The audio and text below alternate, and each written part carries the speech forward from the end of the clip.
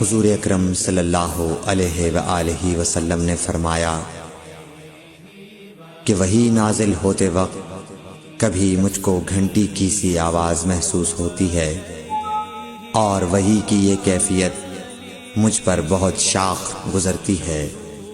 جب یہ کیفیت ختم ہوتی ہے تو میرے دل و دماغ پر اس فرشتے کے ذریعے نازل شدہ وحی محفوظ ہو جاتی ہے، اور کسی وقت ایسا ہوتا ہے کہ فرشتہ بشکل انسان میرے پاس آتا ہے اور مجھ سے کلام کرتا ہے، پس میں اس کا کہا ہوا یاد رکھ لیتا ہوں۔ صحیح بخاری حدیث نمبر 2۔